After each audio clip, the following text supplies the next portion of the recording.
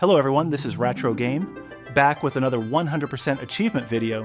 The game we're playing now is a continuation from before Final Fantasy II. I'll be playing the PSP version of Final Fantasy II, same as before. The achievements in Final Fantasy II are almost the same as in Final Fantasy I. They're based on story progression, defeating bosses, collecting chests, and completing the bestiary. But there is one thing that's different. There are some missable achievements in this game. These missable achievements are usually about getting the last hit on a boss with a certain character, or obtaining their ultimate weapon before they're no longer available. Spoiler alert. Okay, let's finally start our journey in Final Fantasy II.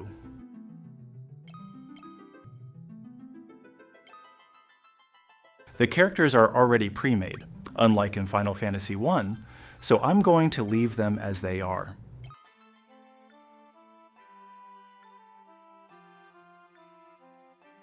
Oh, there's a cutscene. I'll let it play out.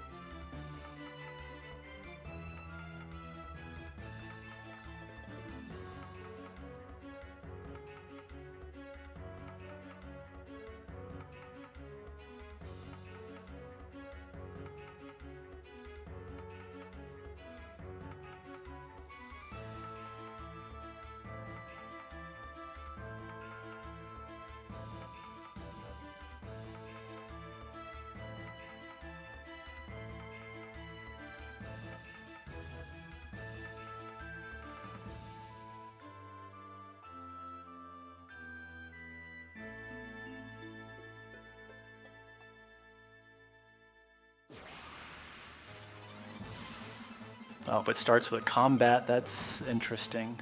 Oh, okay, never mind. I guess we're supposed to lose this fight.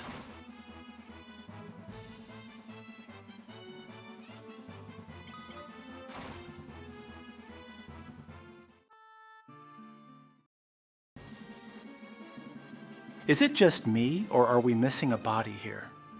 I think Leon might have been kidnapped or something.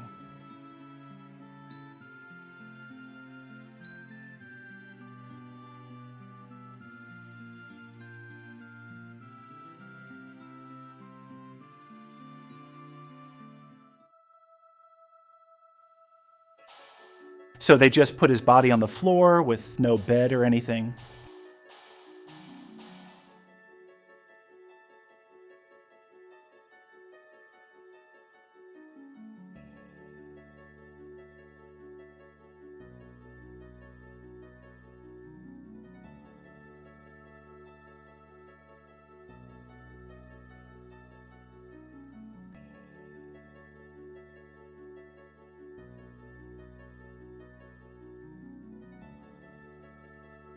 And the moment they walk out of the room, he just wakes up.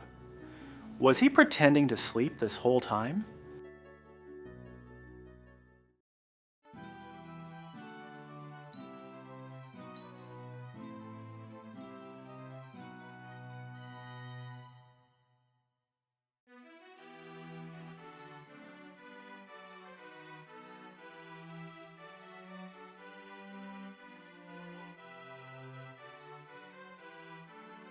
Okay, finally regrouped, but I think I'm still in the middle of a cutscene because I can't control the character yet.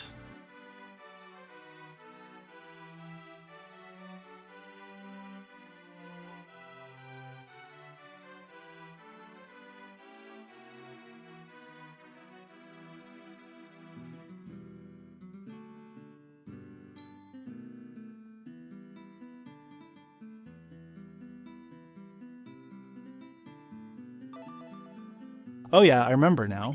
This game revolves around keywords. Just a quick reminder, I've played Final Fantasy 1 through 8 on other versions before, but this is my first time playing the PSP version.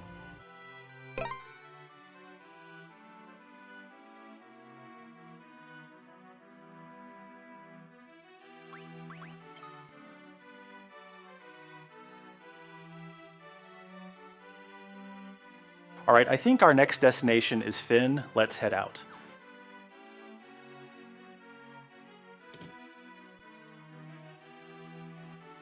Oh, there's a chest up here.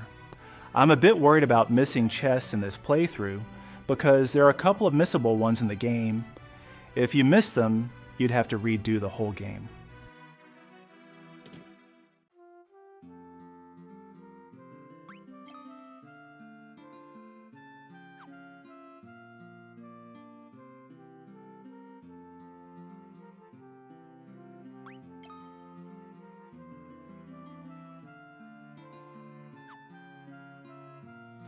Where should we start?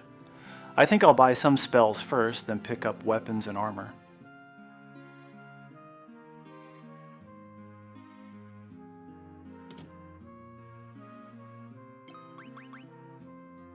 I think I'm going to buy the Cure spell, since healing seems important, and the Fire spell for damage.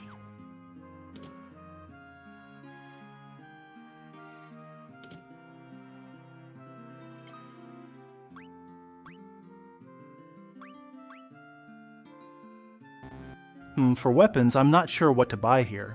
Maybe I'll grab a staff.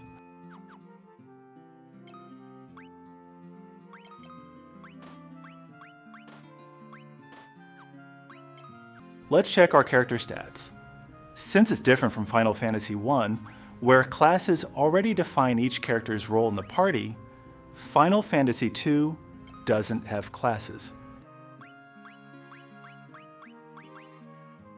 I guess Maria has the highest intelligence, so I'm guessing she's our mage character.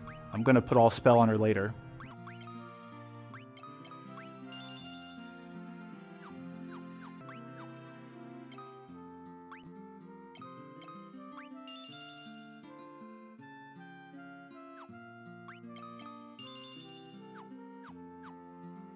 Alright, since we've already run out of money, let's head out. Finn is north of Altair, where we are right now, so let's head there. Alright, this is our first real battle. I'm not counting the scripted one earlier. As you saw in the character status before, Final Fantasy II doesn't use levels. Instead, characters grow through stats like HP, strength, and agility, along with weapon and magic skills that improve the more you use them. Because of that, it's a lot more grindy than Final Fantasy I, and it's kind of infamous for how broken the system can be. Alright, I did a little grinding, and now we're ready to continue toward Finn, which is to the north. Alright, here we go, around this lake. Here's the interesting part. If we go too far from the lake, you'll run into really strong monsters that almost guarantee a game over.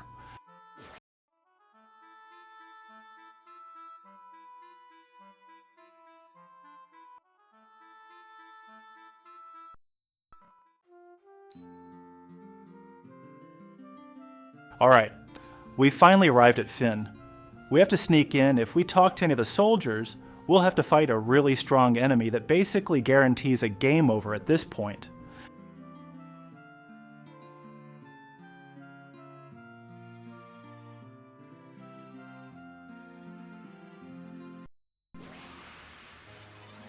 Oh, you can get random battles inside the city. I guess the soldiers here allow monsters to roam around.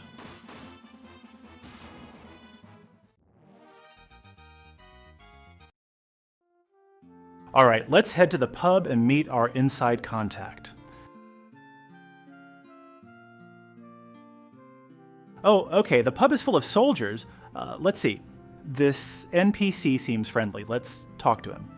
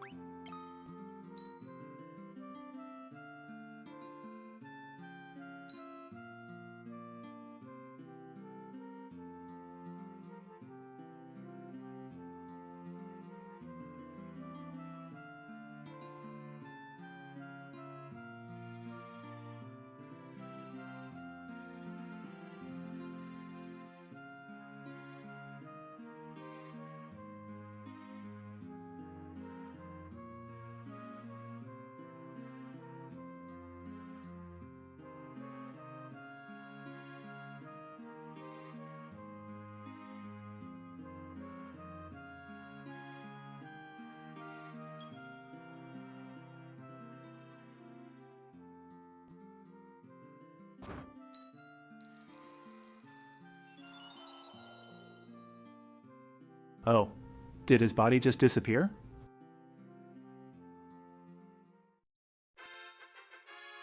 Okay, so Finn fell because Count Borgen betrayed him.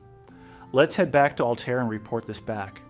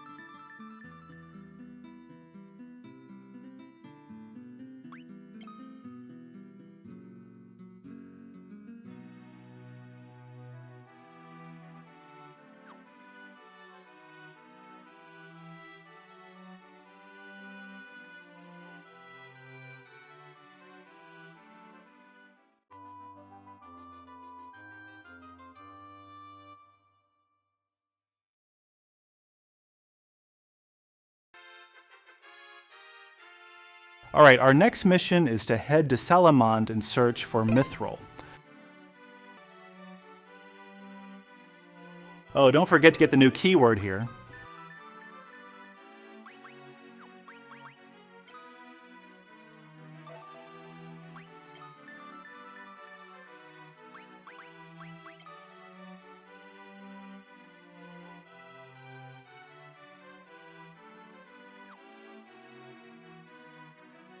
Alright, let's head north and use our new canoe to cross a lake here.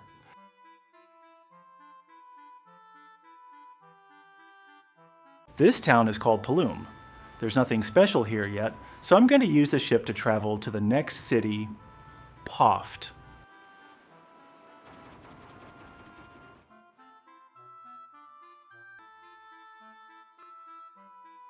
From Poft, let's head north to our destination, Salamand.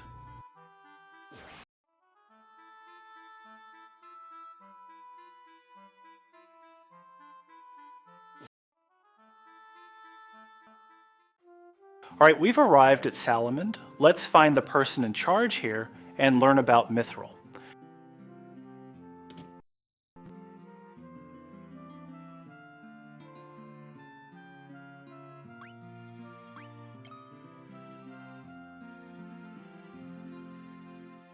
Okay, in typical JRPG fashion, we need to save the hostage first before he gives us the information about Mithril. Alright, let's head to Summit Falls where people are forced to work. It should be west of here. Oh, this seems like the wrong cave. It says Arcane Labyrinth Northwest. I think this is one of the DLC areas.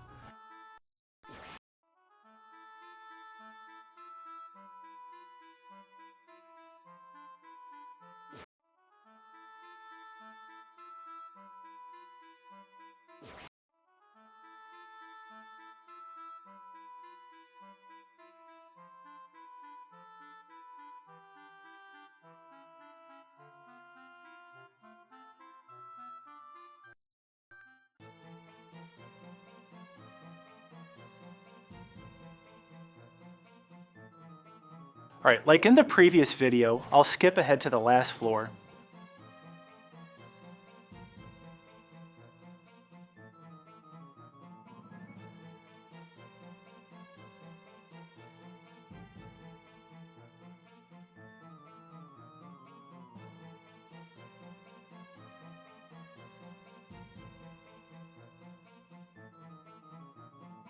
Alright, we finally found the hostages they took. Oh look, the achievement is called Better Call Paul. That sounds familiar. Alright, let's continue until we reach the final floor. This looks like a boss battle. Better heal up first.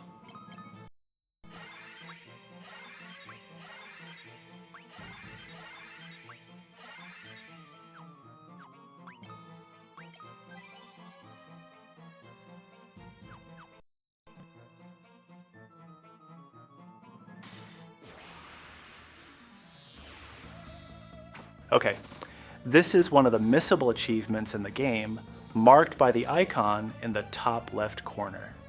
It seems I need to land the final hit with Minwu.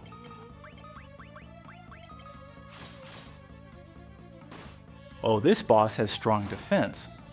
By the way, if you talk to any soldier in the city, this is the enemy you'll have to fight.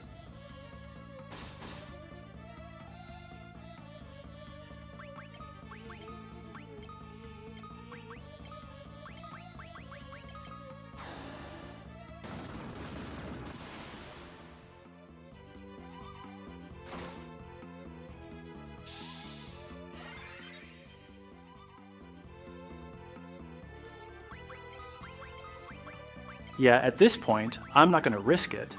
I'll have the other characters defend and only let Minwu attack.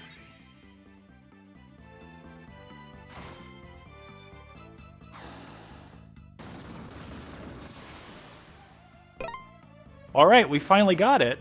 These missable achievements will get even more annoying in later boss fights.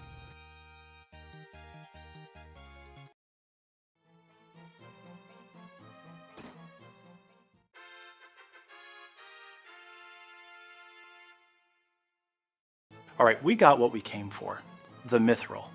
Let's teleport out and report back to Hilda.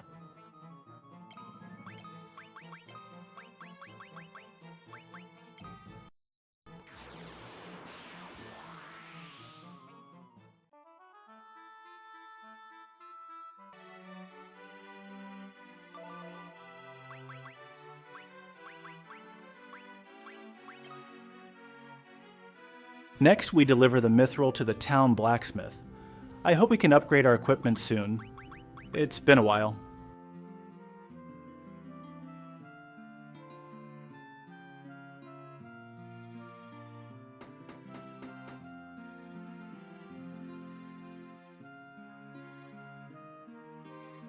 And with that, we finally can gear up with Mithril equipment.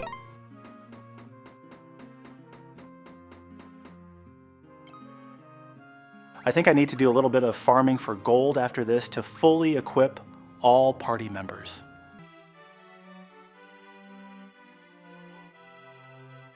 After grinding, we head back to Hilda and she tells us to stop the dreadnought before it's completed. So our next destination is Bafsk, located in the northeastern part of the continent.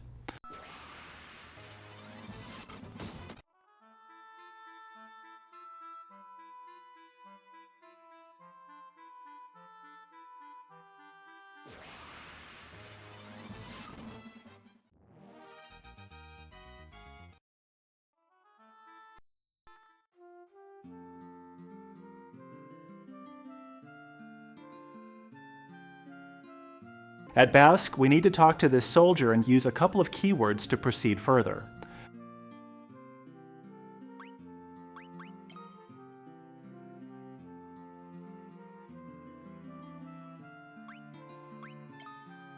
We use the keyword dreadnought, and he leads us to the hideout.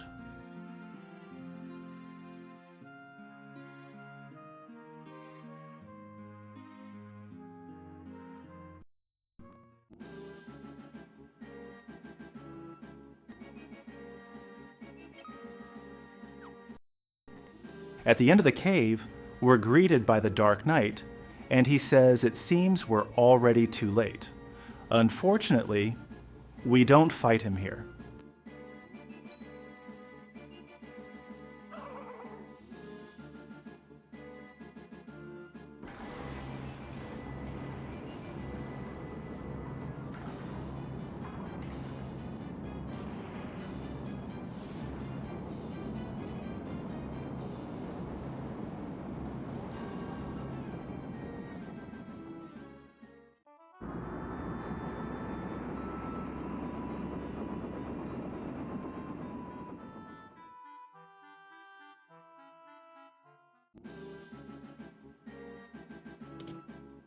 With the dreadnought taking off, we head back to the cave. Don't forget to loot the ticket, and then we finally teleport out. Now we need to report back to Hilda about our failure. On our way back, we see the destruction the Dreadnought did to the city.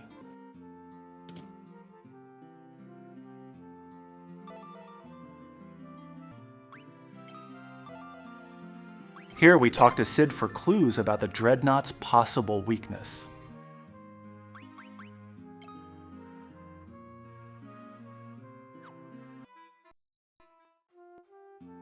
We return to Altair, which is also under attack by the Dreadnought, and report back to Hilda.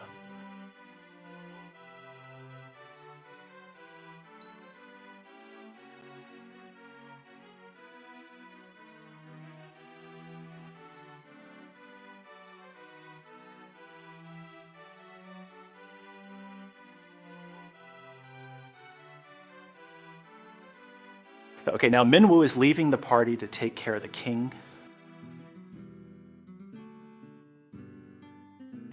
Let's find more clues on what to do next.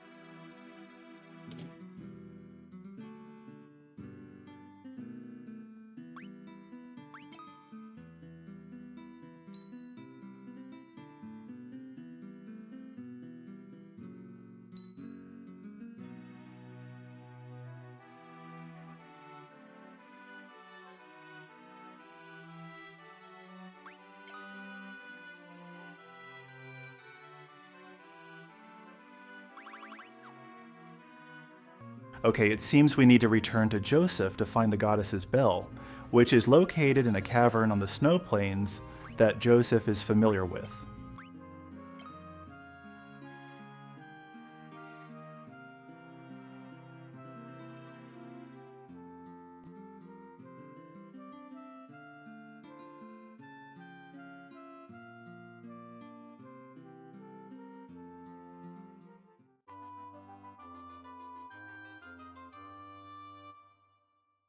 Alright, before we head to the snow cavern, we need to pick up Joseph's snowcraft that he hid in Summit Falls.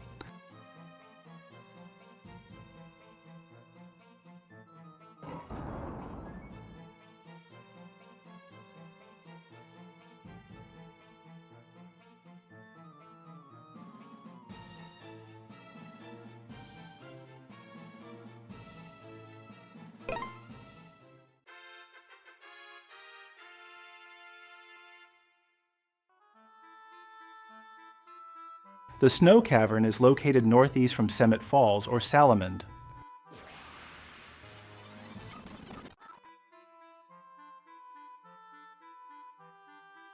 And here we use the snowcraft to travel across the snow plains.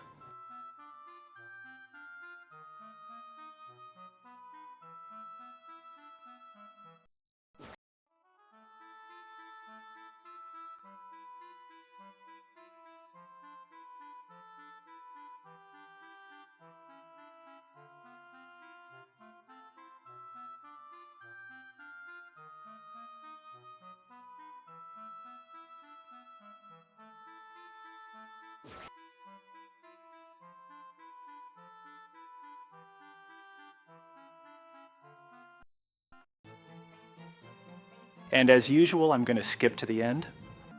Before the final floor, we come across a hot spring filled with beavers, and it turns out Guy can actually speak their language. Who would have guessed?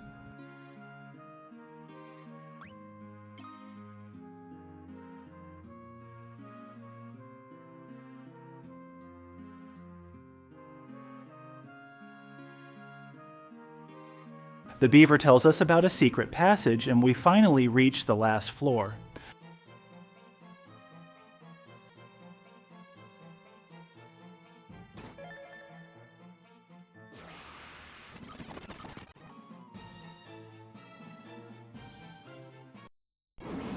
We fight the guardian turtle, and this is another missable achievement. It seems we need to land the final hit with Joseph. I'm going to skip ahead, And as usual, after dealing enough damage, I'll have the other characters defend and only attack with Joseph.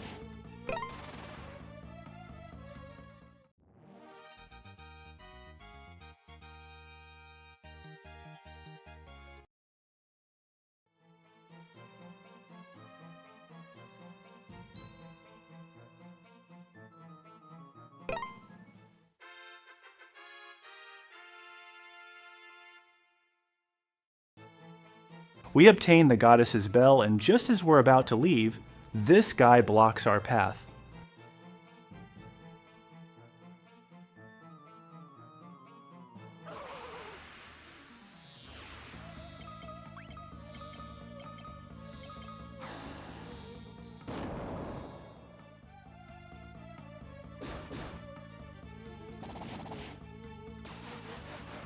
Huh, he is super weak.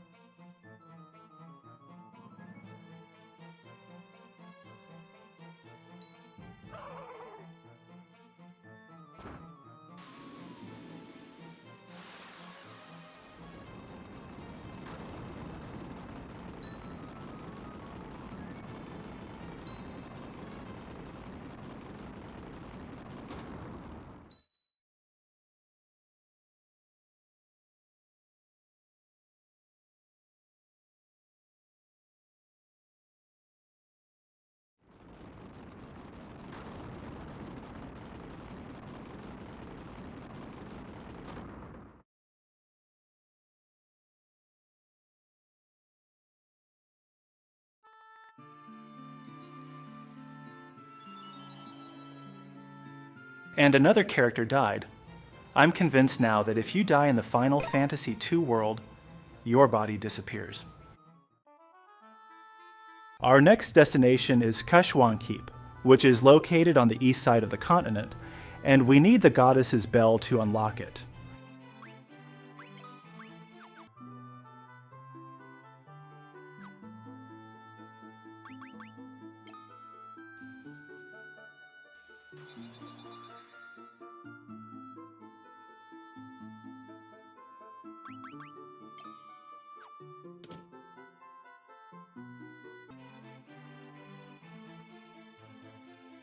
Wait a minute, how is he already inside here?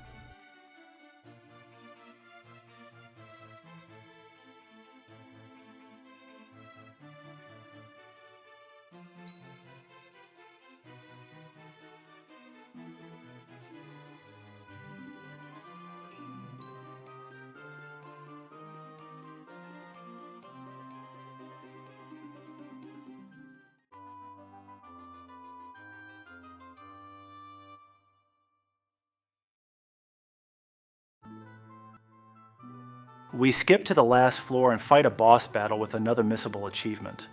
This time, we need Gordon to land the final hit. As usual, once I've dealt enough damage, I have everyone else defend and let Gordon handle the final hits.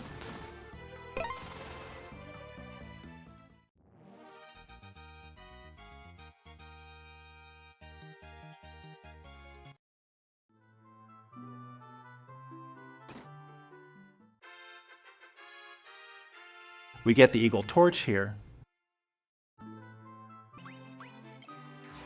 And then we teleport out and went back inside to lit the torch with Sunfire.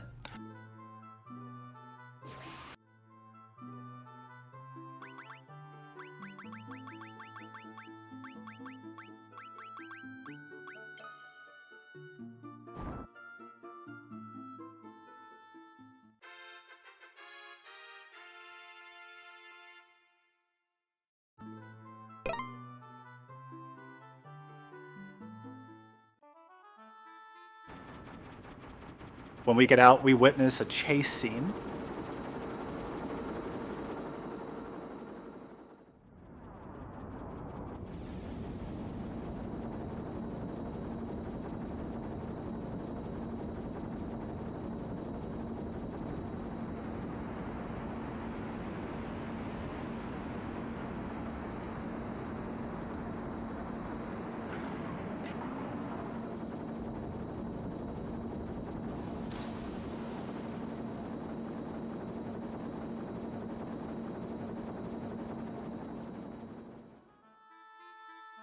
I think we need to follow that ship. And just south of here, there's an empty patch in the middle of the forest. It's actually a chocobo forest. I think this is the first time chocobos appear in the series, at least on the Famicom.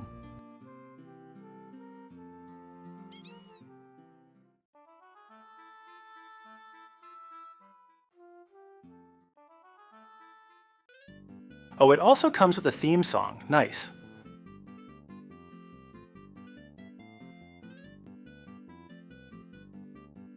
While chasing the ship, we finally reached 25% of the bestiary. I forgot to mention that the bestiary here is based on percentage completion, unlike the section-based system in Final Fantasy I. The ship is located in the southeast corner of the map. Fortunately, riding a chocobo means we don't have to deal with random encounters.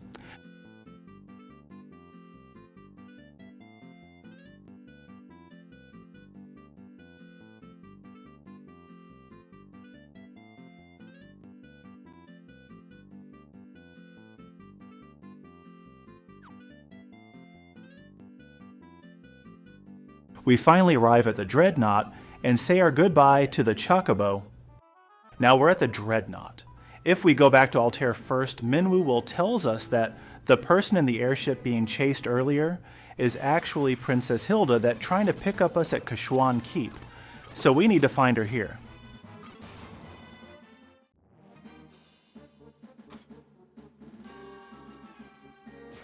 And there she is, locked up in a cell with Sid.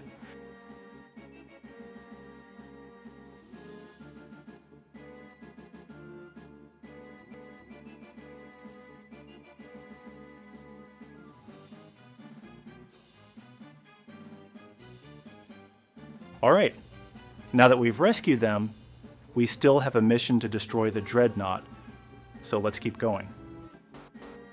Now that we're at the engine, we just need to throw the Sunfire into it.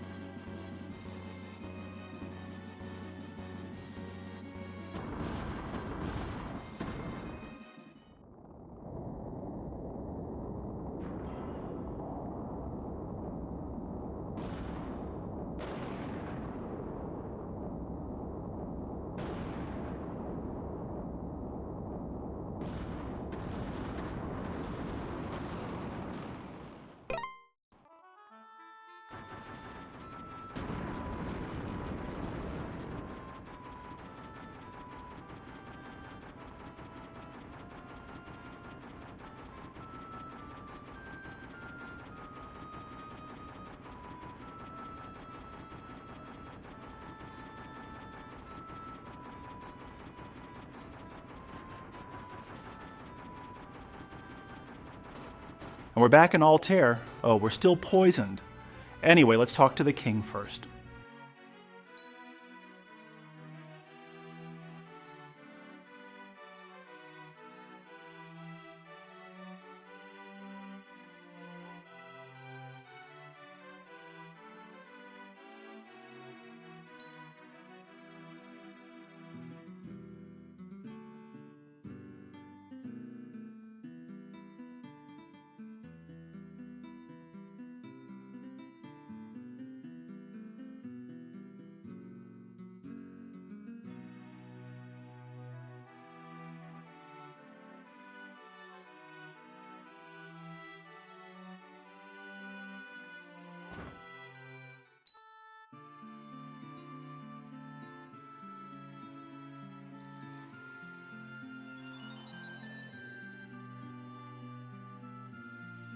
And his body's gone too.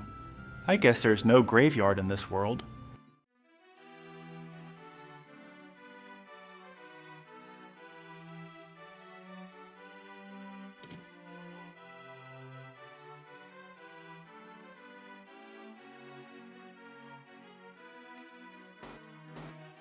I think I'm running out of antidotes at this point, so I don't bother to cure the poison. I'm sorry if this triggers you.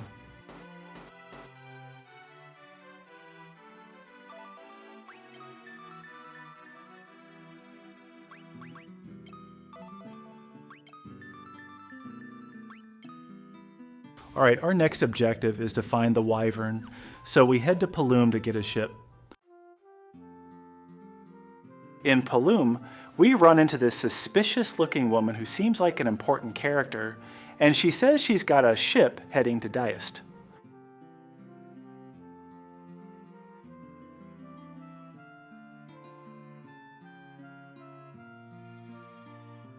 So yeah, we decide to go with her. What could go wrong?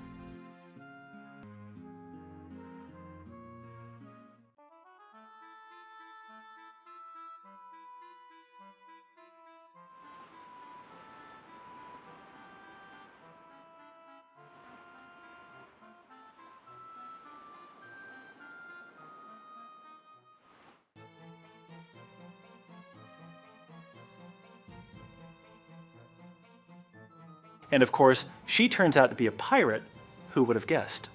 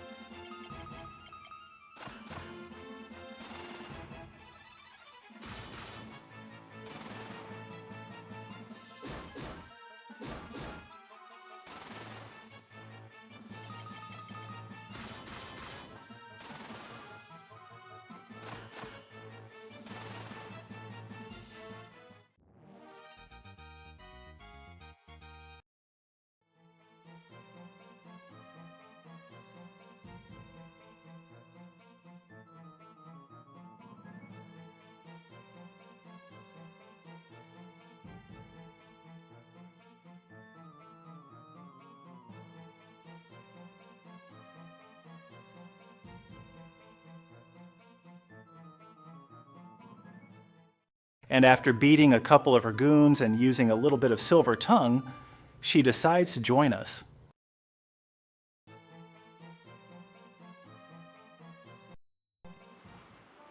And now we finally have full control of the ship, unlike before when it was limited to certain routes. After that, we continue to our next destination, Castle Diest, to find the Wyvern.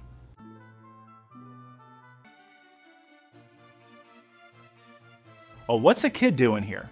I thought this place was abandoned.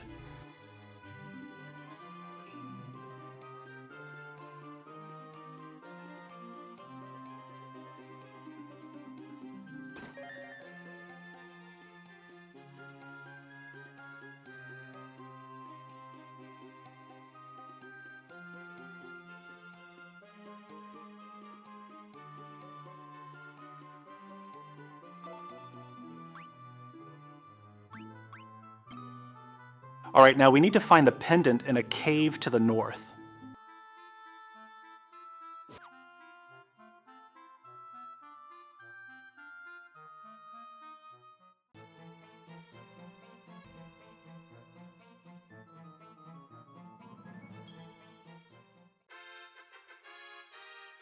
And here's the pendant halfway through the cave.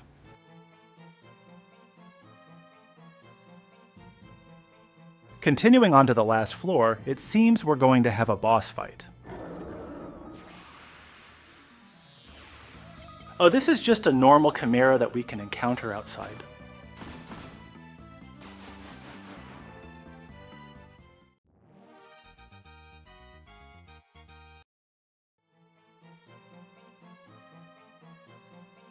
It looks like there's nothing we can do here now.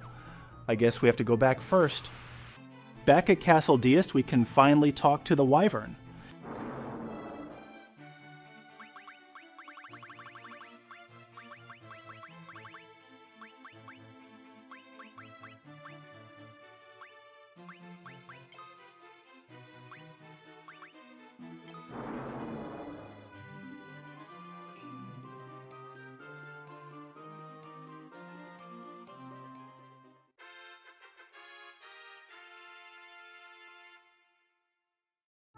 Alright, it looks like we need to head back to the spring in the cave and place the egg there.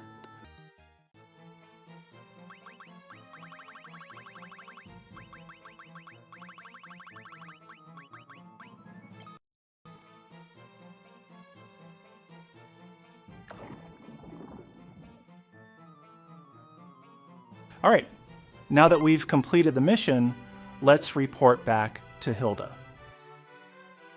It looks like Hilda has been acting strange. Let's go check on her.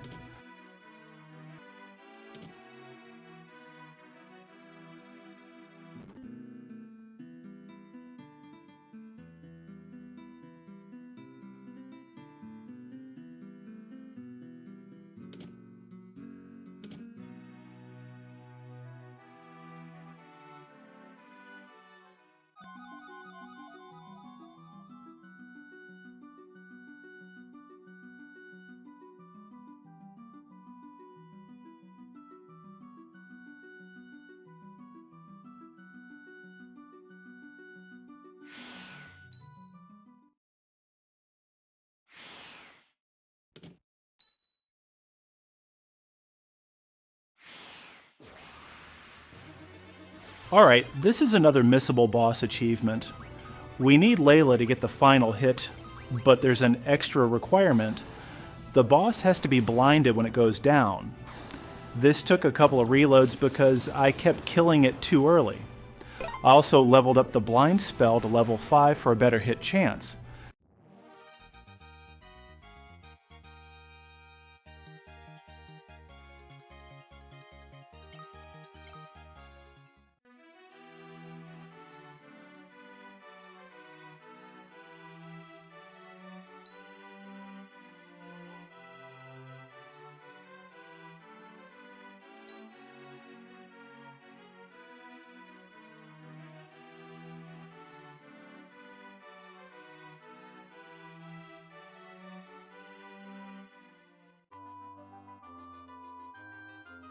Alright, now we need to head to the Colosseum. Hilda's been taken hostage again. It's located in the southeast corner of the continent.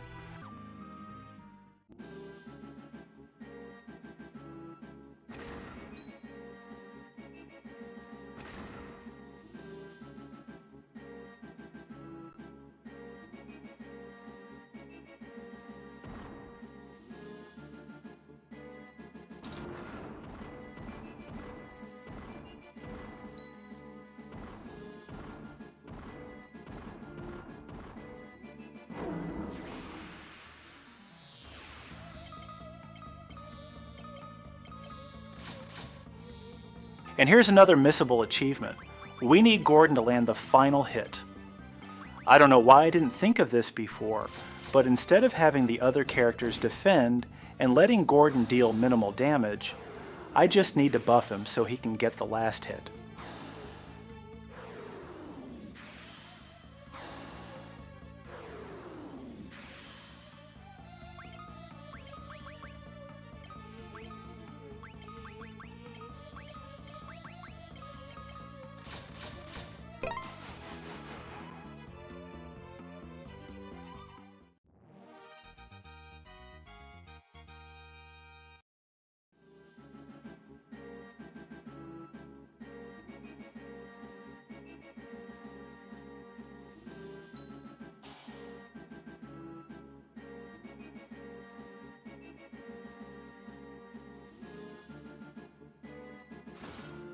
Alright, what a surprise.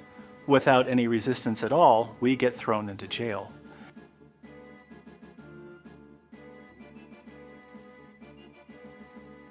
Oh look, it's Paul.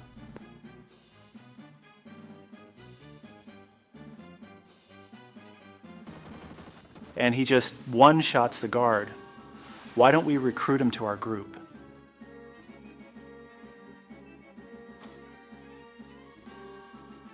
And then he just leaves. Let's find where they keep Hilda then.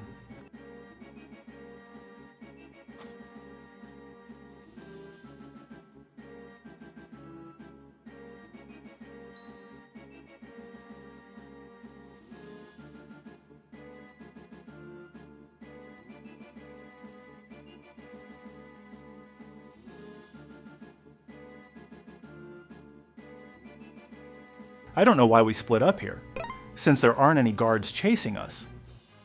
Anyway, back at Gatreya, just north of Altair, it looks like they've already set up a rebel camp. Let's join in.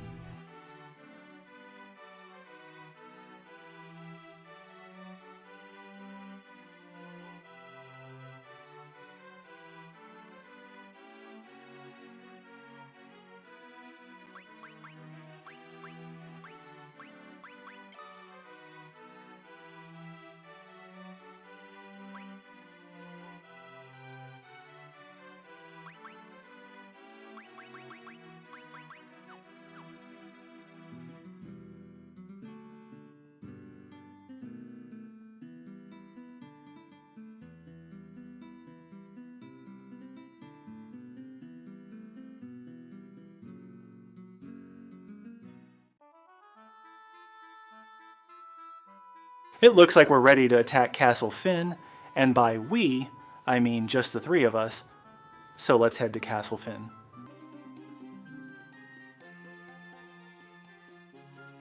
Oh, it looks like Layla is going to be joining us. Not that it really matters, since her stats are way lower than ours.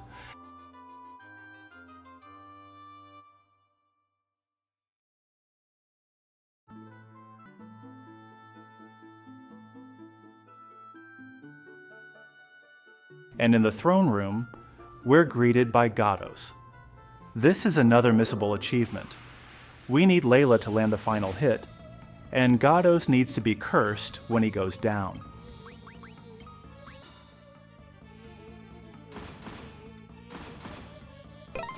Alright, that was much easier this time since I had the spell prepared already.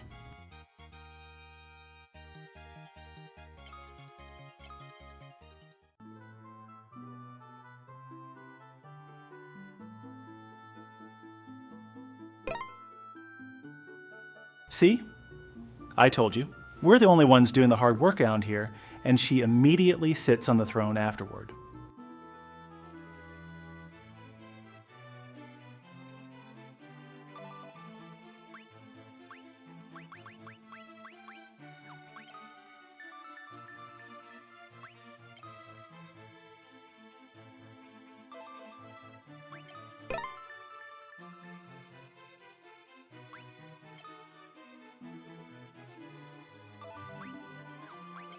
Alright, now we're given a task by our queen to go to Mysidia and look for Minwu, who is missing.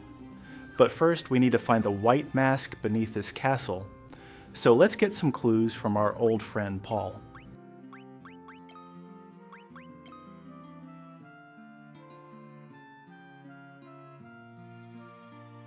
He says there's a secret passage somewhere in the chambers, so let's go look for it.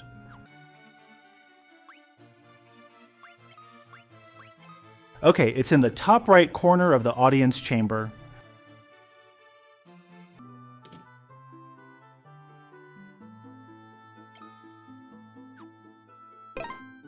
And at the last floor, we find the white mask.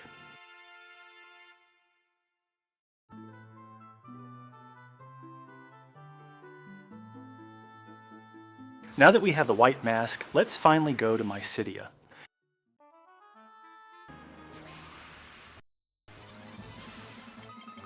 On the way to Mysidia, we finally hit 50% completion in the bestiary.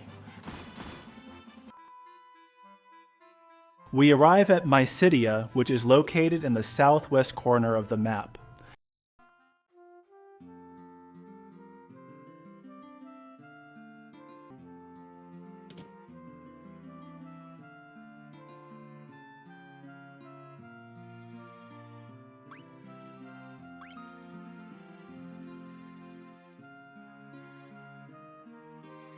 Okay, so we need to place the white mask on the goddess statue and find another mask now.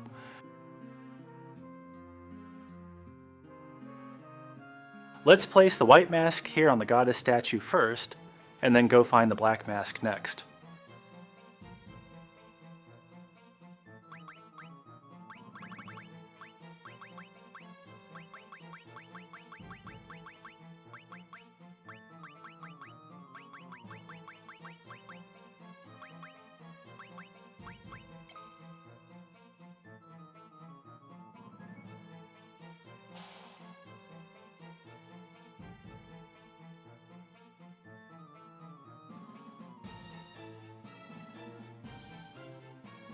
As for the black mask, it's located on a small island in the southern part of the map. Let's head over there. Let's head inside. There's nothing too interesting here, so let's skip ahead to the last floor. And the boss is... Yep, it's just a regular bighorn. Like I said, nothing really interesting here.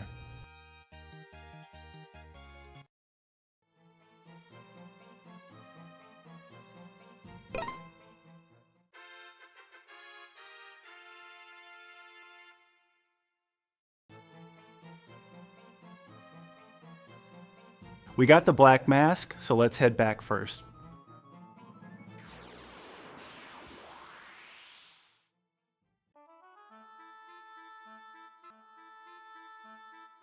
Now that we have both masks, we can finally access the cave of Mysidia.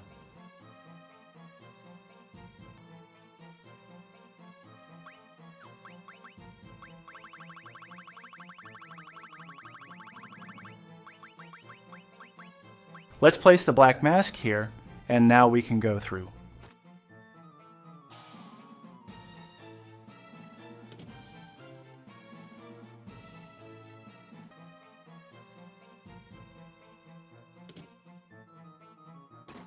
On the final floor, we obtain the crystal rod. Honestly, after all this backtracking, I completely forgot what it's supposed to do. I'm guessing it's related to Minwu. Alright, next stop is Mysidia Tower. But of course, something else has to happen first.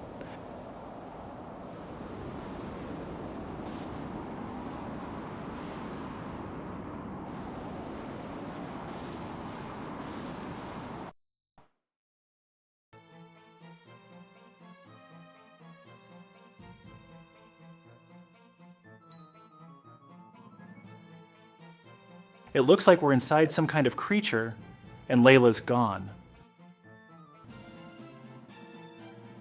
On our way to find the exit, we meet this guy. Check out his portrait. He looks like a medieval Batman.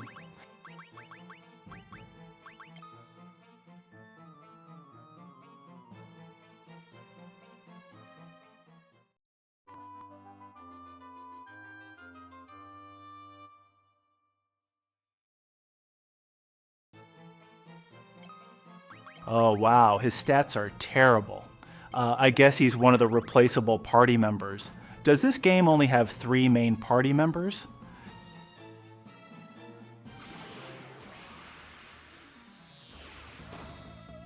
And here's another missable boss battle achievement. And of course, Richard needs to land the final hit.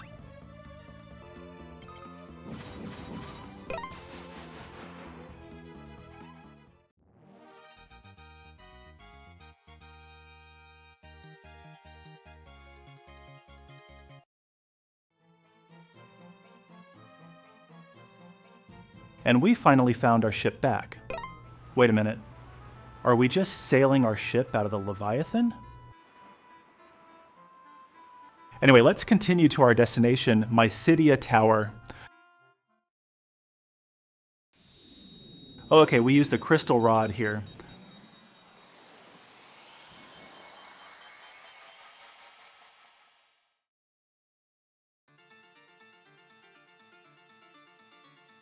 All right, now let's climb to the top. Almost at the top, we find this chest with a monster inside it, along with another missable achievement. Once again, Richard needs the final hit.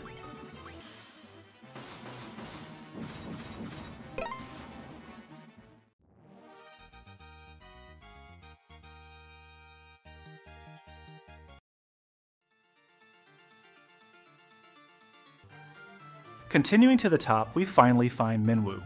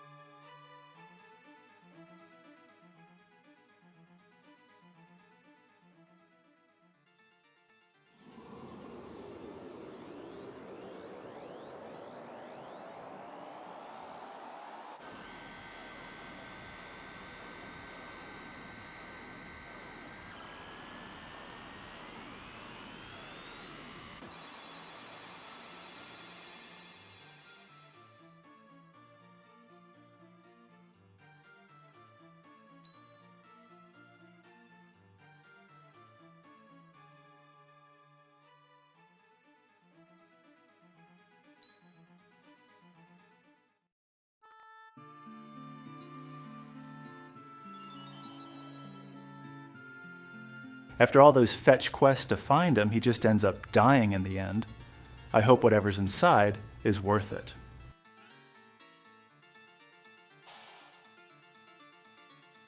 Apparently, talking to these 4 crystals in this room is a missable achievement.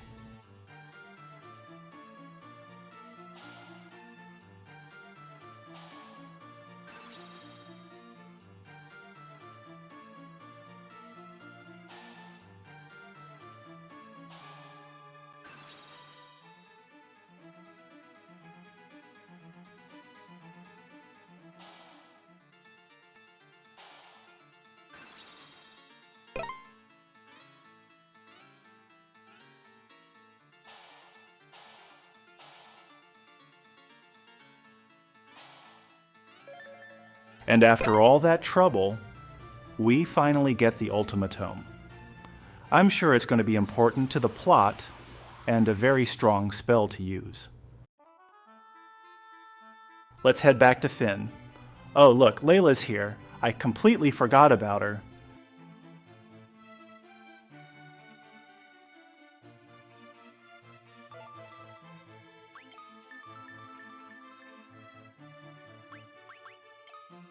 Okay, now it seems there's a cyclone heading toward Finn, so we need a wyvern to get inside it, and here I thought we were going to use the Ultima spell to blast it. To summon the wyvern, we need to go to the mirror room in this castle.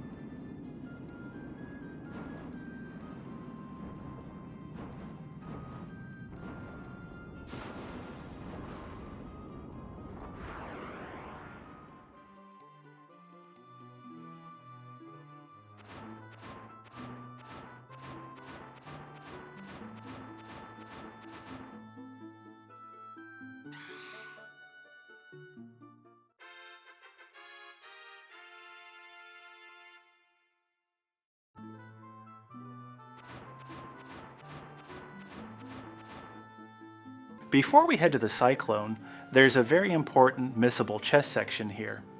Otherwise, we'd have to replay the whole game just to get back to this point.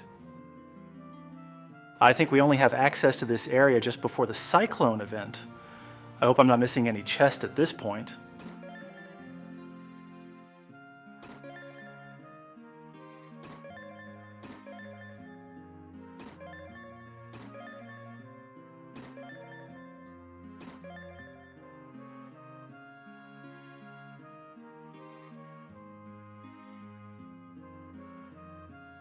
All right, now that we're prepared, let's head into the Cyclone.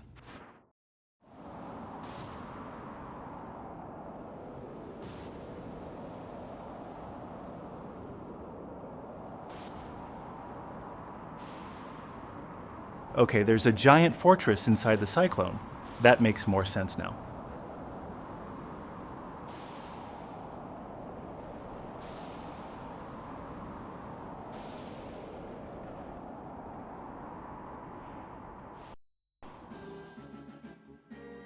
Halfway through the Cyclone, we finally hit the 75% Bestiary completion achievement.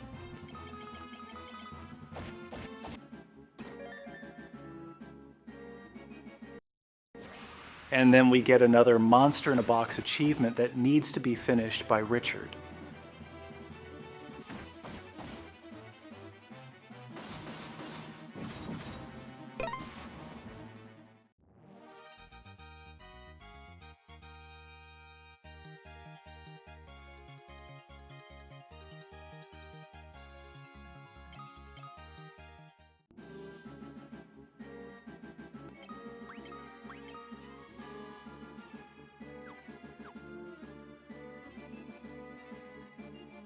And at the final floor, we finally confront the Emperor. Of course, we need to get through his royal guards first.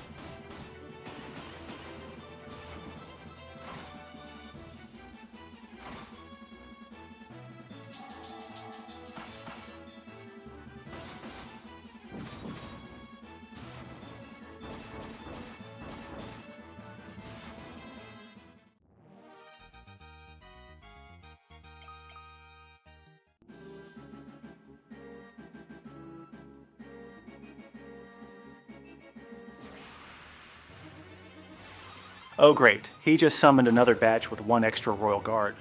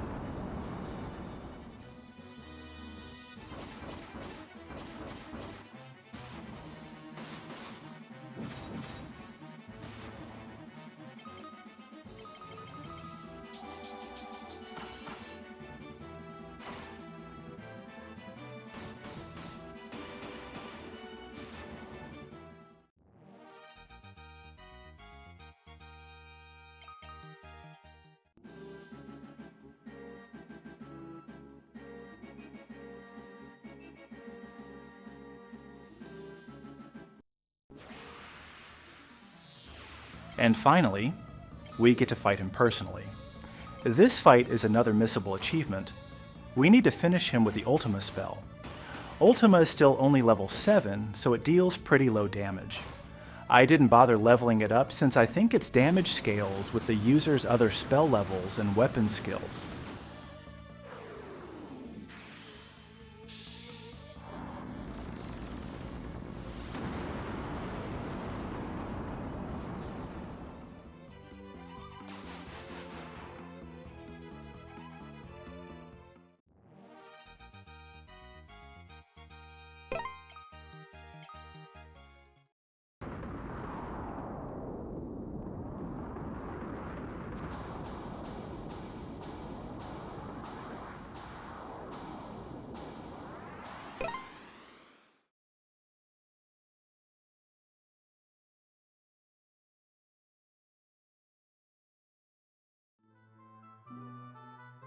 And now we're back in Fynn to report to Hilda. Looks like we saved the world. Right?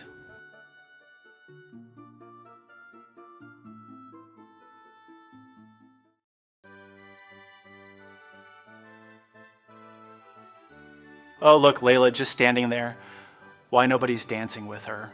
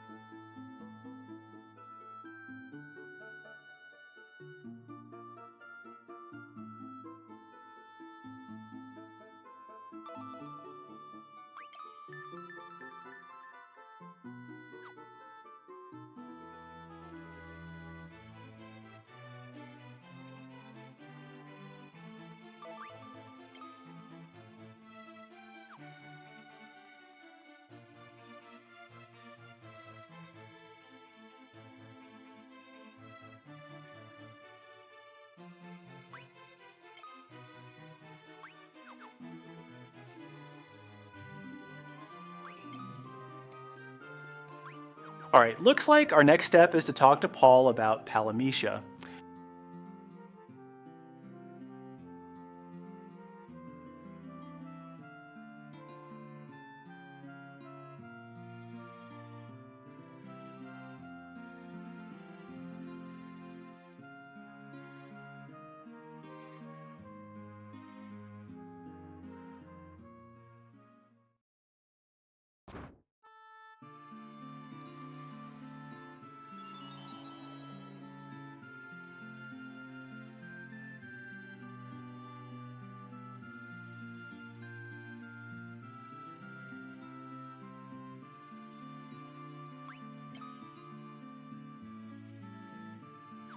Well, with Sid gone, I guess the airship belongs to us now.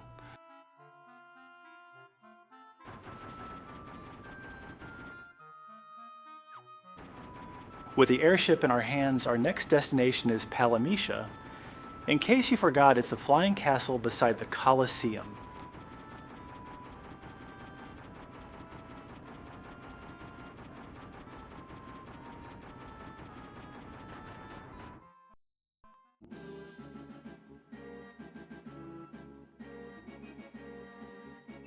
On the last floor, we get the chest collection achievement for the Dreadnought, Cyclone, and Castle Palamecia.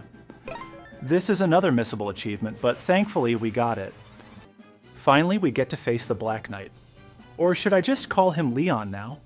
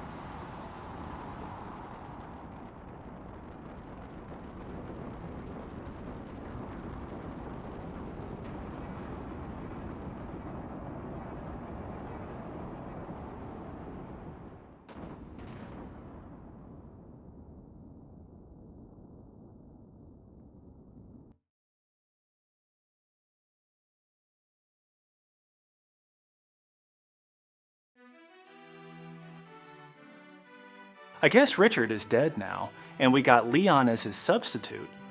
Why did he change his outfit, though? His old one looked way cooler.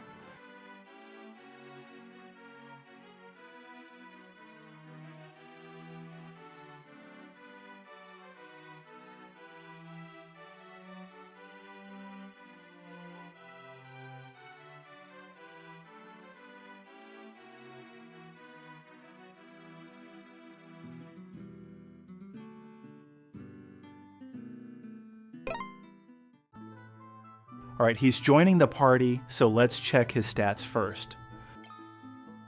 Wow, those stats are pretty low. I guess we have to grind him too. It's kinda annoying how the game gives you an underleveled character right before the final dungeon.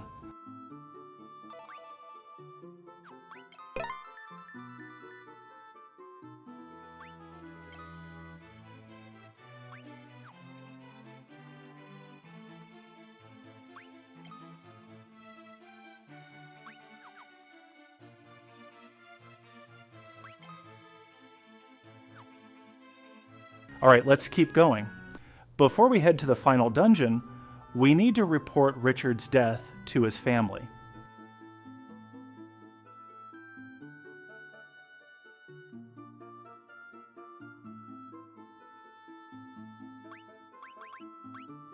Huh, I completely forgot. I wonder if there's any extra interaction if we come here with Richard before this.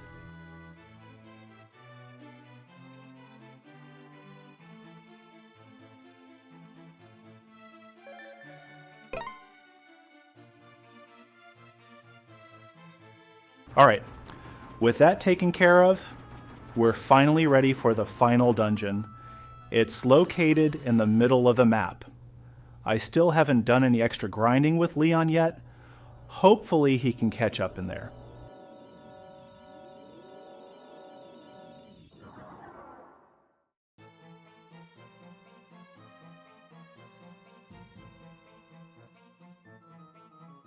On our way through Jade Passage, we get another Monster in a Box achievement. This time, Leon needs to land the final hit.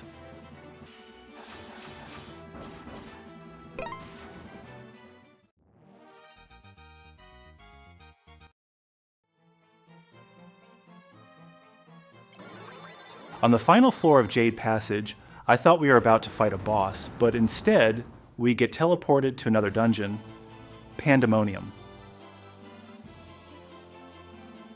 There's this one really difficult enemy here that seems to deal percentage-based HP damage, so it hits us for a crazy amount of damage. I got a couple of game overs because of it. Midway through Pandemonium, we get another chest collection achievement. At the top floor, I'm missing a rare monster encounter. I think this is the only rare encounter in the game, unlike the first game.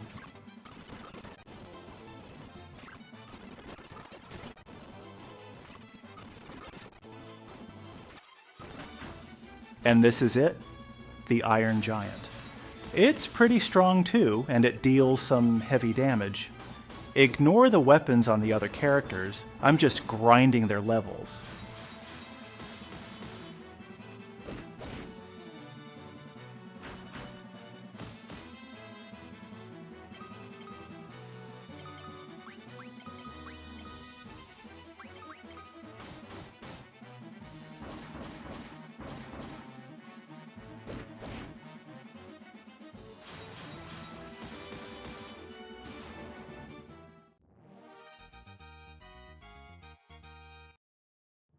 And finally, we've reached the last floor to face the Emperor. Leon's still kinda weak, but I think we can handle this.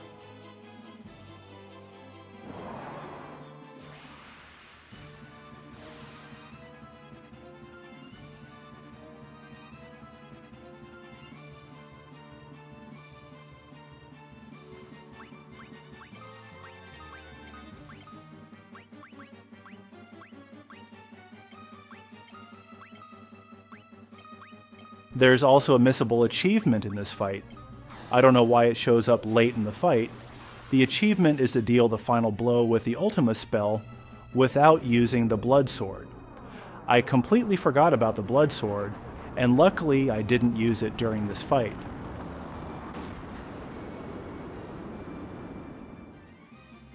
It was a pretty slow fight because near the end I had to keep spamming Ultima, so I wouldn't accidentally kill him with something else. Even at level 10, Ultima still deals pretty low damage to the Emperor, but eventually we defeated him.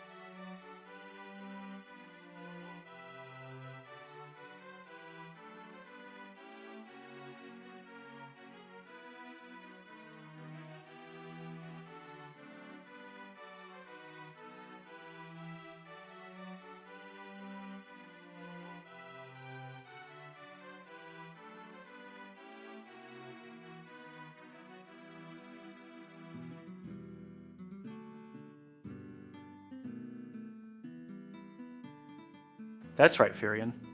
This is still only the beginning. We haven't even touched the DLC yet. I'm gonna let the epilogue play out for a little bit.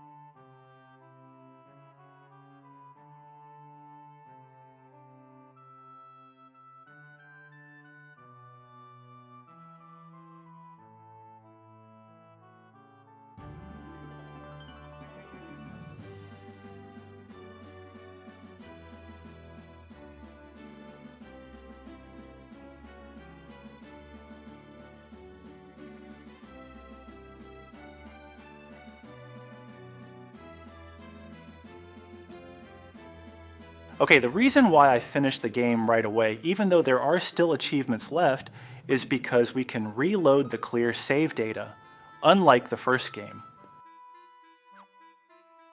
Alright, let's start right away with the first DLC, Arcane Labyrinth. This DLC is basically a series of dungeons that use keywords as entry requirements.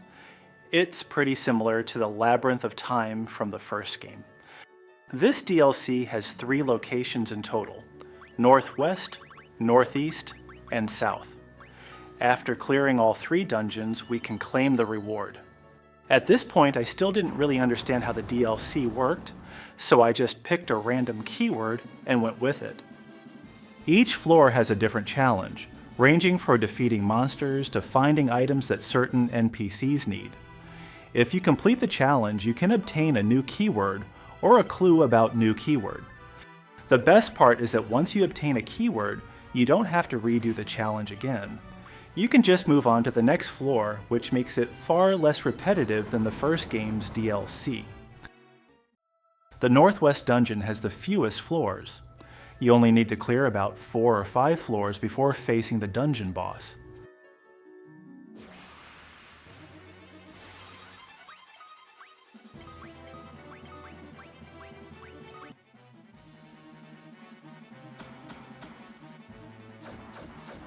Defeating the boss and clearing the dungeon on each location will reward you with an achievement.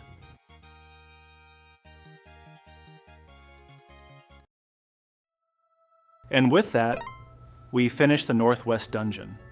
At this point, I still had no idea how the DLC actually worked.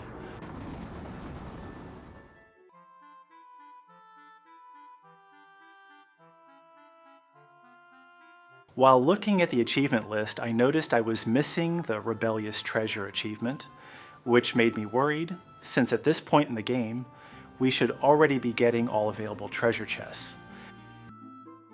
So I went back to Altair and Fynn, and luckily this isn't a missable chest.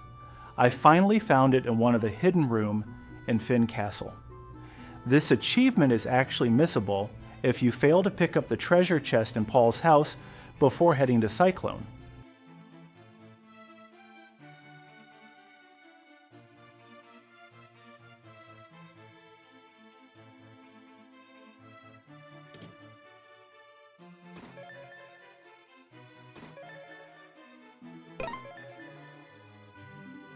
Back to the Arcane Labyrinth DLC.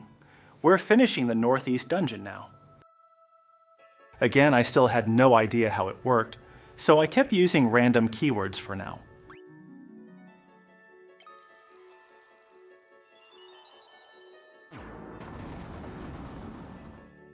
In the middle of the dungeon, we finally reached the 100% Bestiary completion achievement.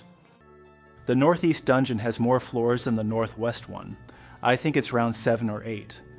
After going through all of that, we finally reached the boss floor.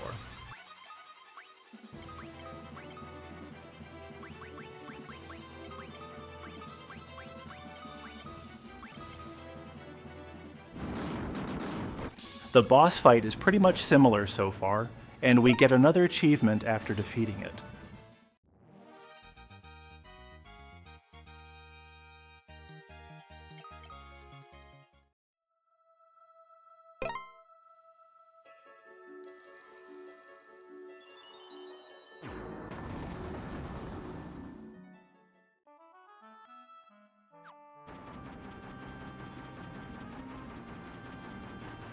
Alright, next is the South Arcane Labyrinth.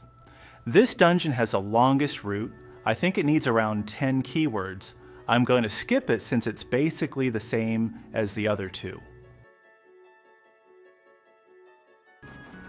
After finishing all 3 Arcane Labyrinth dungeons, we need to go to this place located south of Salamand. If you remember, it has the same design as Kashuan Keep inside. After that, we climb a couple of stairs to reach the top.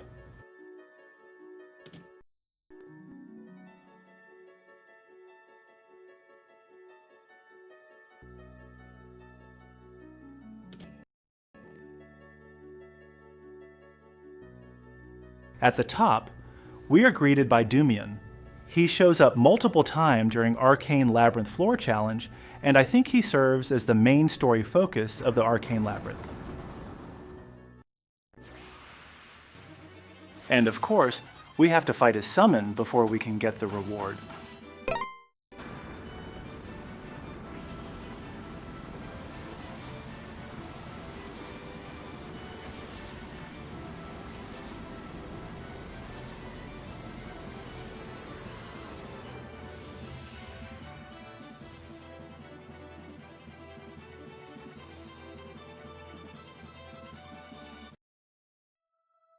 After beating the summon, I thought we were going to get the reward, but instead, he asked more questions. So I had to look it up, and it turns out it's tied to 2 different achievements, and you can only get 1 per playthrough. So I'll need to reload a save later.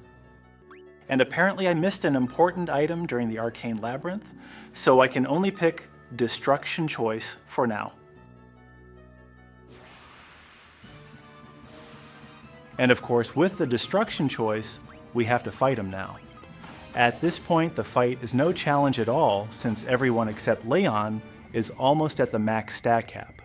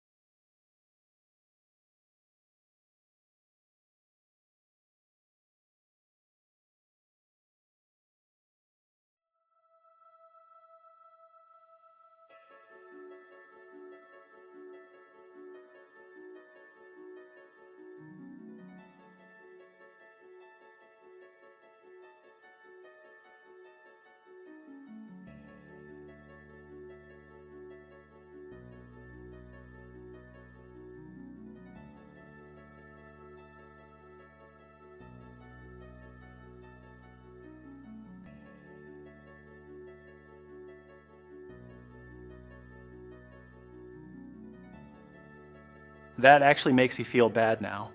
Well, since we're going to reload anyway, let's pretend this never happened.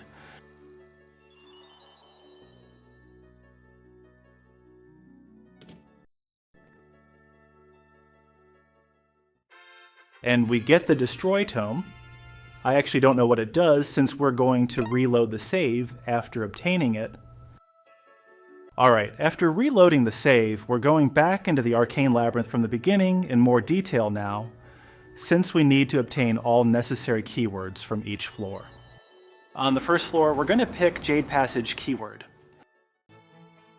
To get the keyword here, we need to defeat the boss behind this waterfall. After beating the boss, we obtain the Oblivion keyword.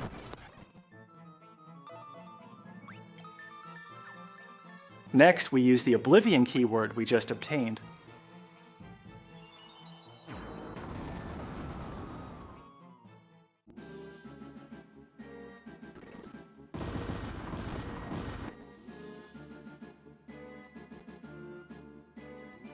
On this floor, we just need to find this woman's child.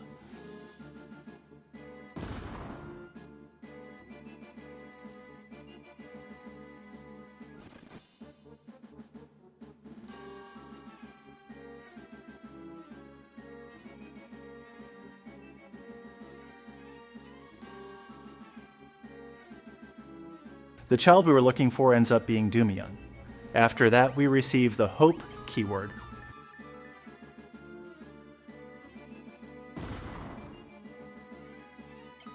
Naturally, for the next floor, we'll be using the Hope keyword.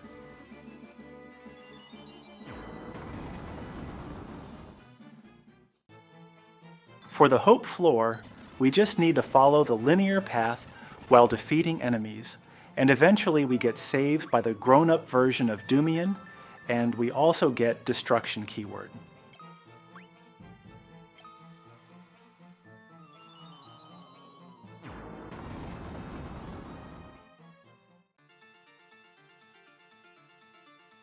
On the Destruction floor, we need to find several items for the NPCs. After collecting them all, talk to the king to proceed, and we'll obtain the Guardian keyword.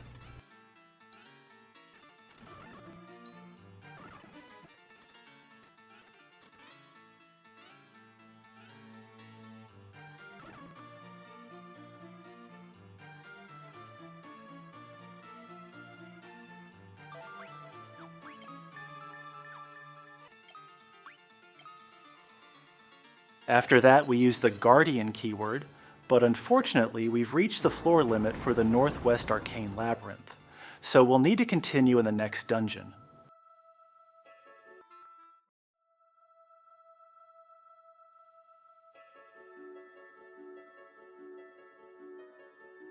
At the Northeast Labyrinth, we're starting with the Hope keyword.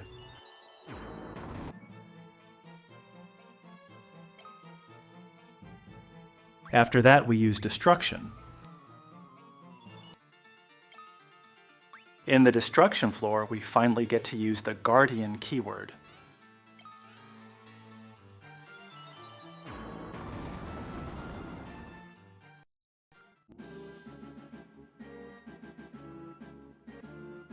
On the Guardian floor, we need to follow this specific path, otherwise we're going to miss the important item like last time.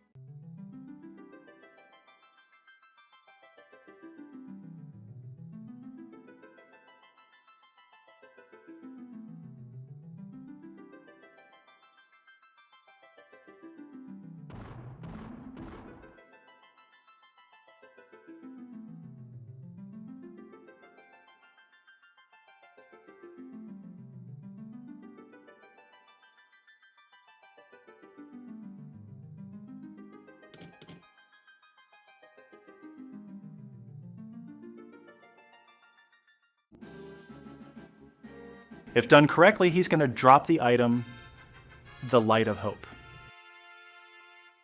After that, we finish this dungeon and the South dungeon as well, then head back to the Arcane Labyrinth Tower.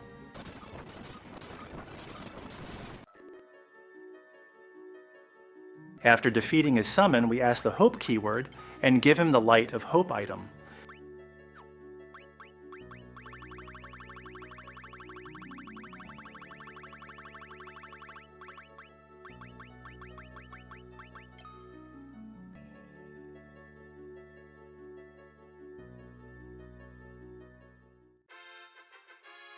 And finally, we get the Revive Tome. Just like the Destroy Tome, I don't know what it does. For some reason, I never really bothered to use it. I'm guessing it's probably similar to the life spell. Okay, at this point I noticed a couple of missable achievements related to the Arcane Labyrinth. It seems you need to get each playable character's ultimate weapon before they become unavailable, so I guess you can actually obtain them very early in the game. So instead, let's focus on getting the ultimate weapons for our 4 main characters first. At this point, I knew that each keyword used in the Arcane Labyrinth accumulated points, but I still didn't understand the exact mechanics. So I decided to use a guide from strategywiki.org rather than pulling my hair out. So starting with Ragnarok, Furion's ultimate weapon, this is the keyword combination the guide uses. After finishing the 3 Arcane Labyrinth dungeons and defeating Dumion's summon, we obtain Furion's ultimate weapon.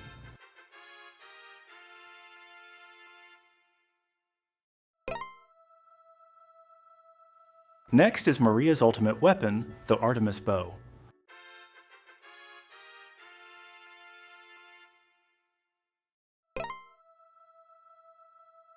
Next is Guy Gigantax.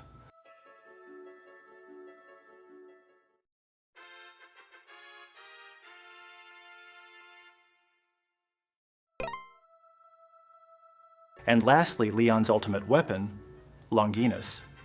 We've just finished half of the ultimate weapon achievement roster. It does get pretty repetitive near the end, but it's still way better than the first game's DLC. Before we start a new game, let's finish off a couple more achievements first. The first one is Dedication, which requires reaching level 16 weapon skill on any character. There are also several achievements tied to specific weapon types, but I won't go through all of them since there are too many, and we already unlocked them earlier. The second achievement is Magnificent, followed by Wizard Guy. Both are related to spell levels. We need to raise every spell on one character to level 6, and eventually to level 8. I'm focusing on Maria for these achievements since she's already halfway there. It's going to be pretty grindy for this one, but thankfully the turbo button helps a lot. Eventually we get the Dedication achievement. If you notice, Leon's HP already reached the max cap by the time we unlocked it. Next, we're going to grind spell levels, and halfway through I noticed there's a cursor memory setting. This would have helped a lot if I had turned it on from the beginning, since it remembers the last command used in battle. If we enable the memory option, the battles end up looking like this.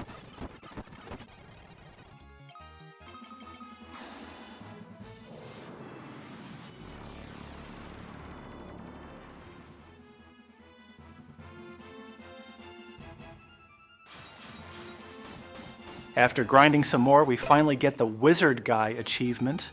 The cursor memory setting helped a lot with this. Moving on to the next missable achievements. When I went to the load menu, I noticed a couple of save files that still had Layla and Richard in the party, so I decided to try getting their ultimate weapons on those saves. Hopefully it works. So we are doing Layla ultimate weapon first.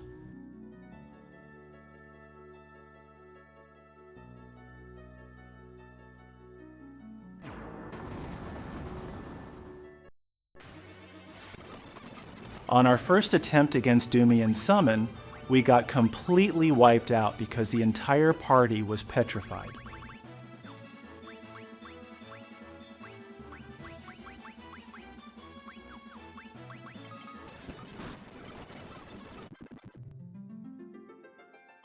So on our second attempt, I stocked up on some golden needles first, and eventually we beat it.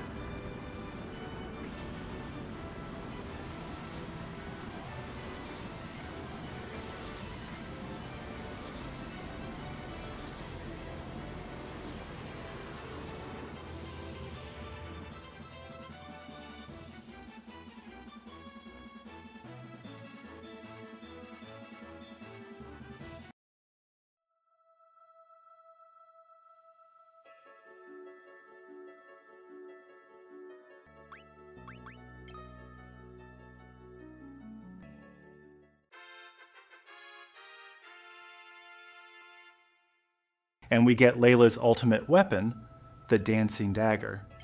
Oh, and we also need to equip it on her while she's still in the party.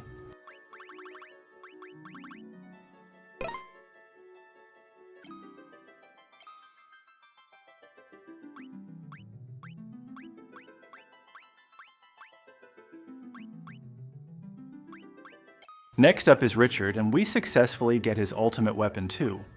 Good thing I kept those old save files.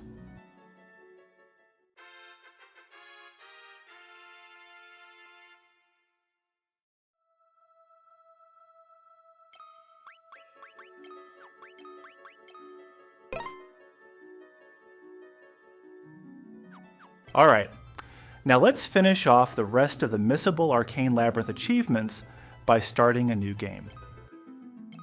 The earliest we can get Minwu's ultimate weapon is when we learn the Dreadnought keyword. This is keyword combination that I'm going to use for Minwu ultimate weapon, but it looks like we're still missing a few keywords, so we need to obtain those first. Thankfully, we can quit the labyrinth after clearing just one floor, which makes collecting missing keywords much easier. For example, the first keyword we're missing is wizard. To get it, we need to go to the Dreadnought floor and obtain the Aquifer keyword. From Aquifer, we get cave, and from cave, we finally unlock the wizard keyword. Minwu's ultimate weapon is probably the hardest one to get, considering how early you can access it. At this point, our characters are still at their weakest. For example, on the Dreadnought floor, I kept getting game overs because of these sergeant encounters. My solution was to grind Minwu and Maria's magic, since the sergeants are weak to magic.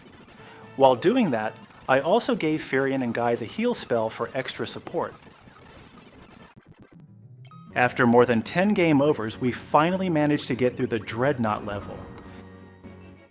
The wizard floor also has some tough encounters, especially the magicians that deal heavy magic damage. Thankfully, we already grinded our characters beforehand, and we don't need to complete the challenge in this floor, since we don't need the keyword. After the struggle at the beginning, the rest went pretty smoothly, and finally we made it back to the Arcane Sanctuary High Altar.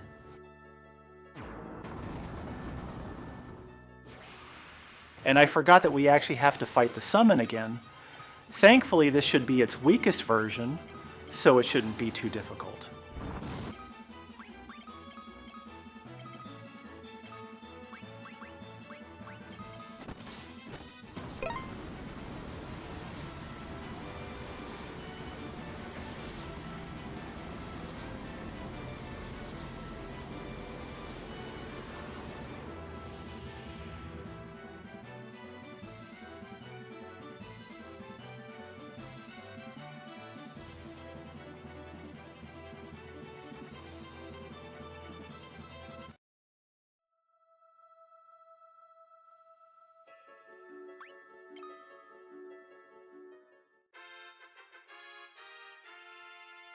Finally, we get the Staff of Light, Minwu's ultimate weapon.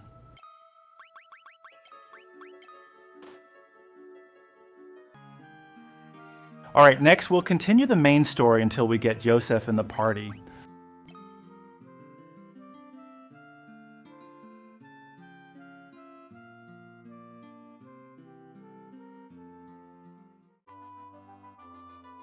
As soon as Joseph joins the party, we can head straight to the Arcane Labyrinth and finish it.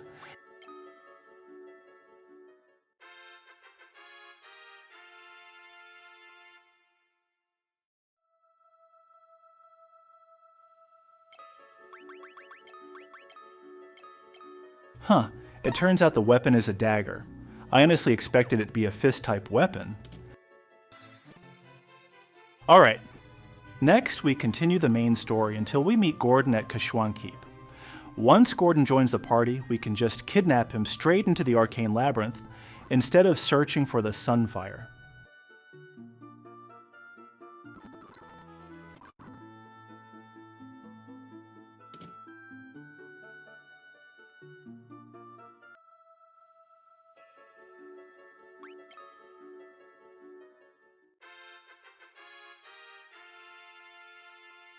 And with that, we finally obtain Gungnir, Gordon's ultimate weapon, and officially completing the Arcane Labyrinth DLC. Now let's move on to the Soul of Rebirth DLC.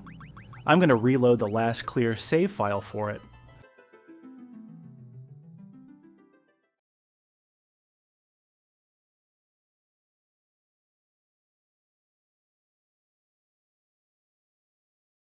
It seems we play as Minwoo right after his quote-unquote death. I guess that explains why the bodies keep disappearing after people die. They actually get teleported here.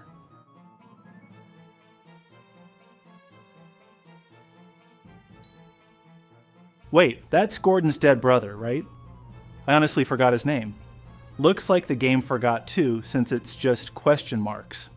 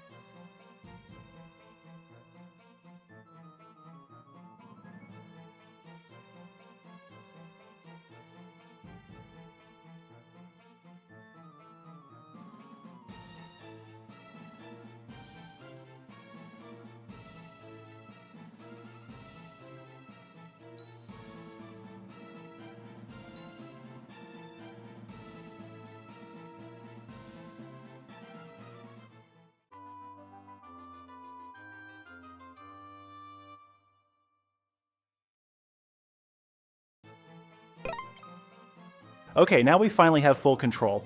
Let's check our stats now. It's too bad this isn't the Minwoo from my second playthrough. That version was much stronger since I grinded him a bit and had his ultimate weapon. Looks like items and resources are fairly restricted here, so we'll need to be careful moving forward.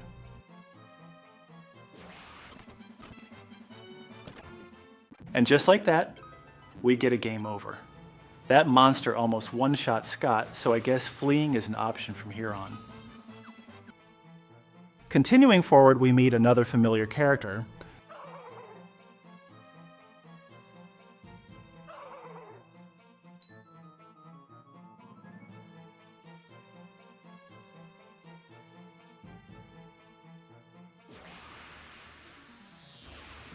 Yep, another missable achievement here. Just like before, Joseph needs to land the final hit.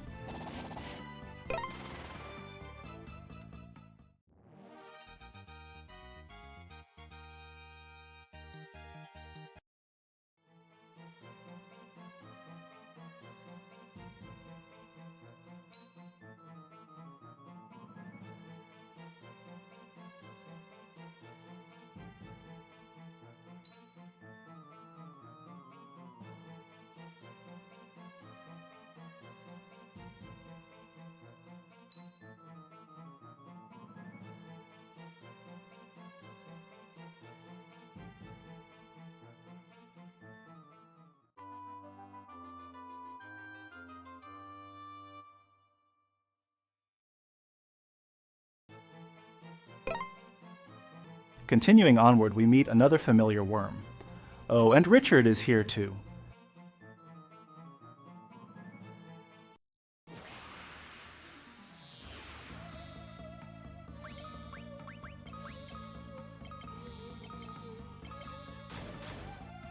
Another missable achievement. And wow, that was lucky.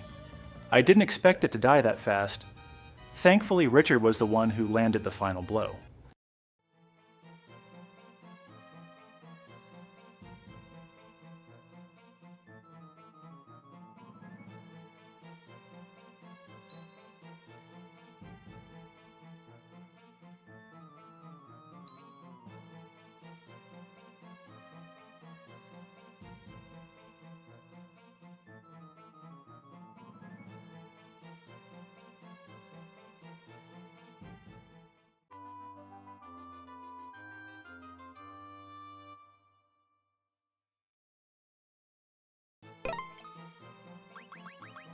While exploring this area, I realized that the layout is basically a reverse version of the real Jade Passage.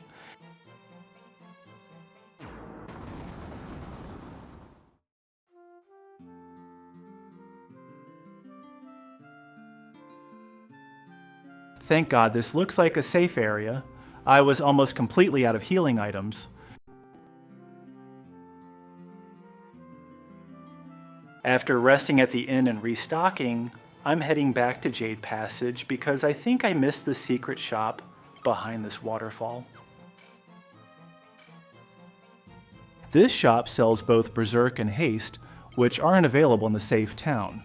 I'm buying both of them so I can teach the spells to all party members. After that, I'm grinding Berserk, Haste, and Blink to around level 7, since those spells are extremely useful for difficult encounters. After grinding a few levels, I think we're finally ready to continue with the story. So let's move on.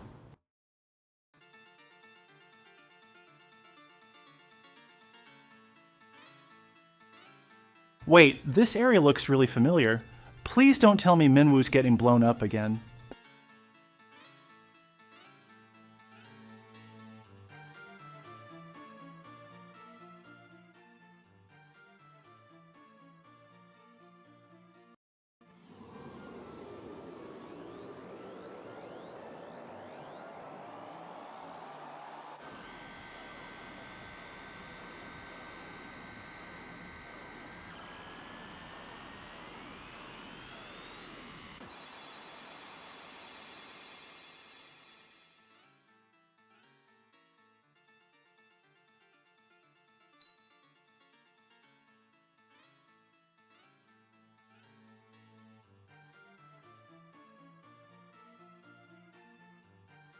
Oh, he's totally fine now. I thought he was going to die twice.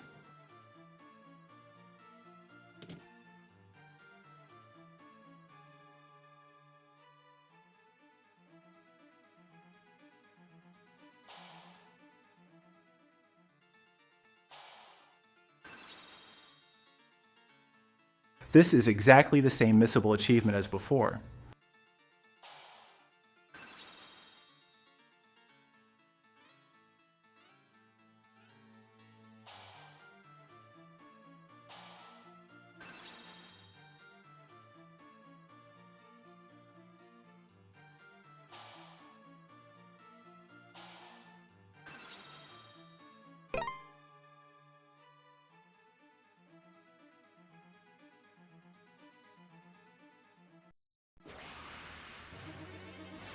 Oh, there's a boss fight now.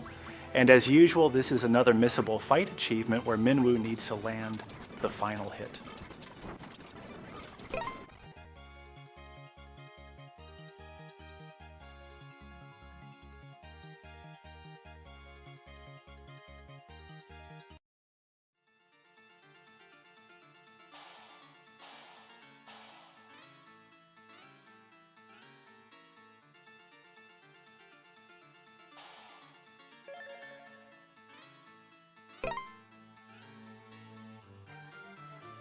Alright, after obtaining the Ultima spell, we're ready to head to Pandemonium.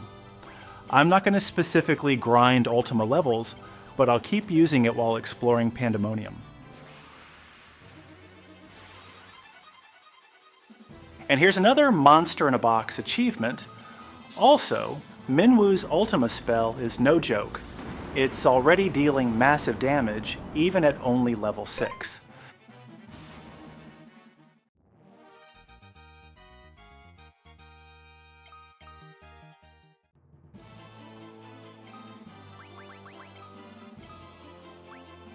The weapon inside the box is a massive upgrade for Richard because, right now, only Minwu is dealing decent damage while the other party members are lagging behind since they're still using Mithril or even worse equipment.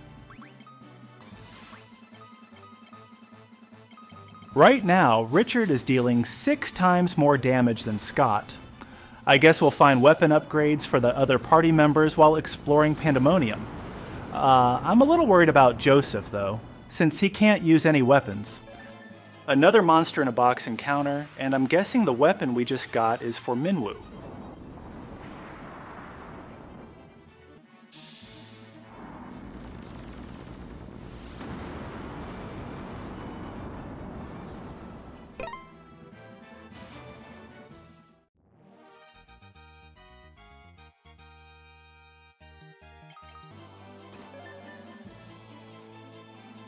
And of course, here comes another one.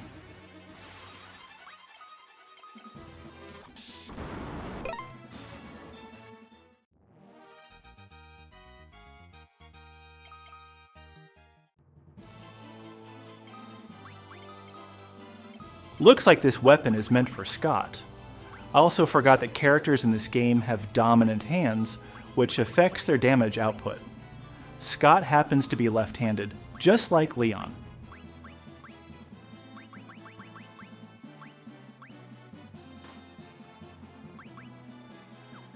For the next monster in a box encounter, it only has a ribbon inside.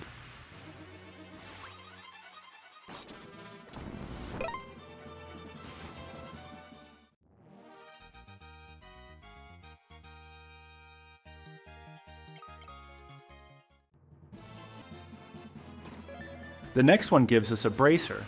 It sounds like a hand-to-hand weapon, but it's actually just an accessory.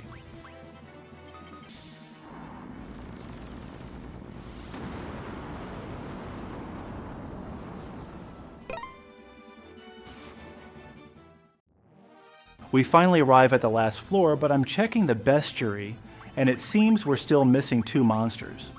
Also, just a reminder, the bestiary for this DLC is separate from the main game. The first monster we're missing is the Gold Golem. It's a rare encounter on the 5th or 7th floor of Pandemonium.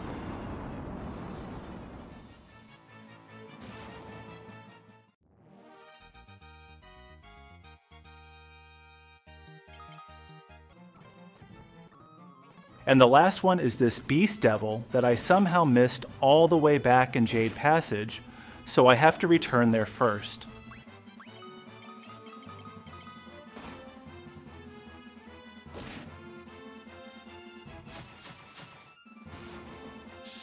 After all the backtracking, we're finally back at the top floor of Pandemonium and ready to face the final boss.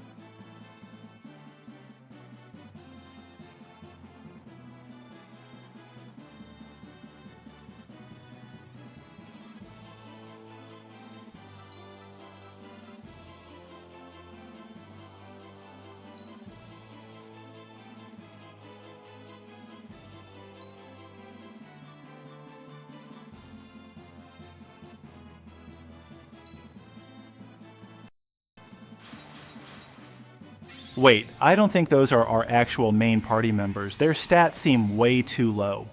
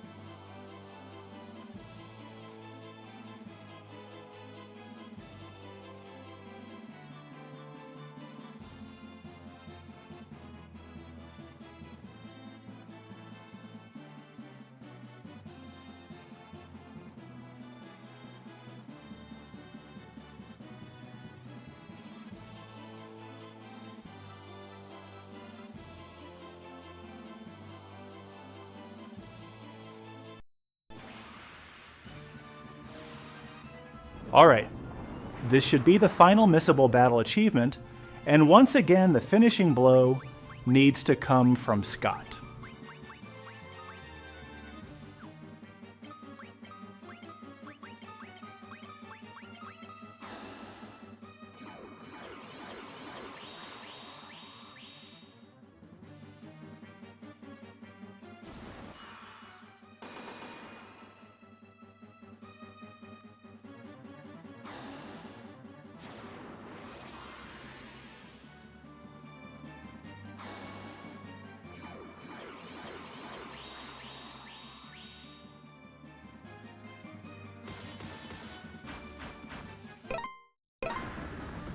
Nice, we got both the missable achievement and the bestiary achievement because the Emperor completed the final monster entry.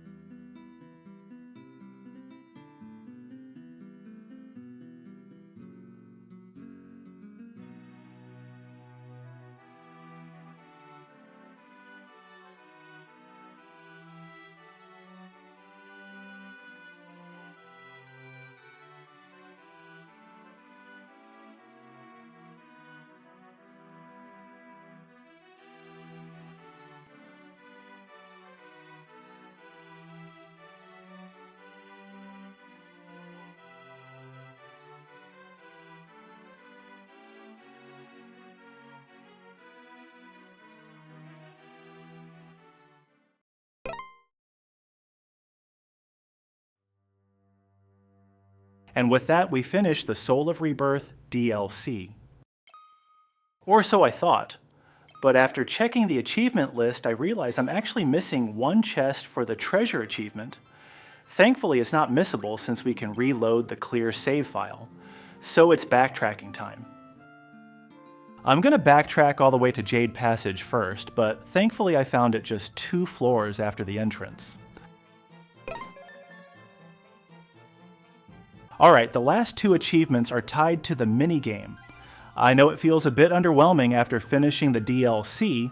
Maybe I should have done this earlier.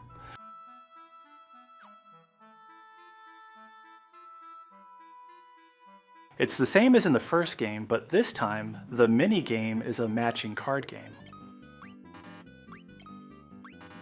It looks simple, but the problem is the achievement requires us to get first place, meaning we can't make a single mistake.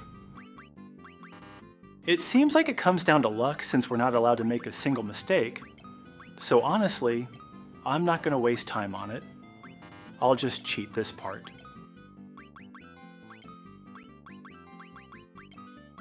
I read in the comments for the achievement that the image set apparently repeats after 32 turns. So all I have to do is clear the first set, take a screenshot, then cancel 31 times until it loops back.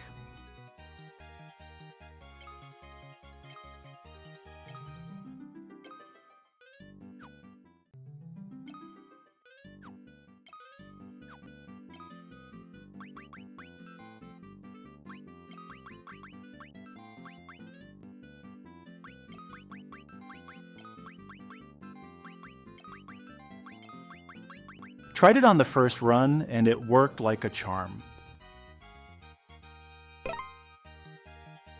For the last achievement, it's the same matching game, but we need a character who can cast the Toad spell at level 16. So I did some last-minute grinding for it.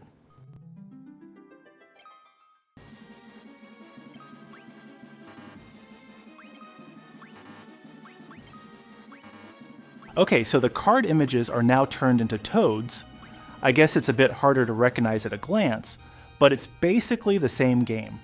And the cheat still works the same.